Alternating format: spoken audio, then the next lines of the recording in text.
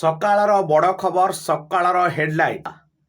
ଓଡ଼ିଶା ଏବେ ସମ୍ପୂର୍ଣ୍ଣ ବାତ୍ୟାରୁ ବିପଦମୁକ୍ତ, କାହିଁକିନା ବାତ୍ୟା ରାଗାସା ଗତକାଲି ଫିଲିପାଇନ୍ସରେ ମାଡ଼ ହୋଇ ଏବେ ଚୀନ ମୁହାଁ ହୋଇଛି। ଏହା ପ୍ରଭାବରେ ଫିଲିପାଇନ୍ସରେ ଏକାଧିକ ଘର ଭୁଷୁଡ଼ି ପଡ଼ିଥିଲା। ଏକାଧିକ ଘର ଭୁଷୁଡ଼ିବା ସହିତ ବିଜୁଳି ଘଡ଼ଘଡ଼ି ପ୍ରବଳ ମାତ୍ରାରେ ହୋଇଥିଲା। ପ୍ରାୟ 200 କିଲୋମିଟର ରୁ ଅଧିକ ମାତ୍ରାରେ ଫିଲିପାଇନ୍ସରେ ପବନ ଦେଖିବାକୁ ମିଳିଥିଲା। ଗମନାଗମନ ସମ୍ପୂର୍ଣ୍ଣ ଭାବରେ ବାଧାପ୍ରାପ୍ତ ହୋଇଥିଲା।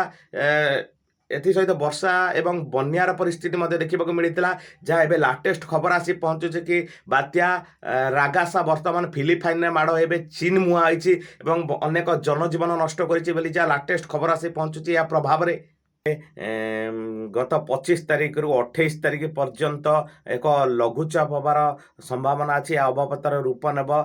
କେତେକ ସ୍ଥାନରେ ବର୍ଷା ସହିତ ଘଡ଼ଘଡ଼ି ହେବାର ସମ୍ଭାବନା ଅଛି ବୋଲି ଯାହା ପାଣିପାଗର ବିଶେଷଜ୍ଞ ସୂଚନା ଦେଇଥିଲେ। ଏଥିପାଇଁ ସମ୍ବଲପୁର ଏବଂ ସୁନ୍ଦରଗଡ଼କୁ ଅରେଞ୍ଜ ୱାର୍ଣ୍ଣିଂ ଦିଆଯାଇଥିବା ସମୟରେ 11 ଜିଲ୍ଲାକୁ ୟେଲୋ ୱାର୍ଣ୍ଣିଂ ଦିଆଯାଏ। ବହୁତ ଜିଲ୍ଲାରେ 11 ଜିଲ୍ଲାରେ ମଧ୍ୟ ବର୍ଷା ସହିତ ଘଡ଼ଘଡ଼ି ହେବାର ସମ୍ଭାବନା ଅଛି। ଯଦିଓ ବାତ୍ୟା ଟଳି ଯାଇଛି, ଯଦିଓ ବାତ୍ୟା ଚୀନ ମୁହାଁ ହୋଇଛି, ଫିଲିପାଇନ୍ସ ଦେଇ ଗତି କରି ଚୀନ ମୁହାଁ ହୋଇଛି, ଏବେ ସୁଦ୍ଧା ତାର ପ୍ରଭାବରେ ଓଡ଼ିଶାର 11 ଜିଲ୍ଲାରେ ବର୍ଷା ସହିତ ଘଡ଼ଘଡ଼ି ହେବା ଯାହା ଏବେକାର ଲାଟେଷ୍ଟ ଖବର ଅଛି। ସକାଳର ବଡ଼ ଅପଡେଟ୍।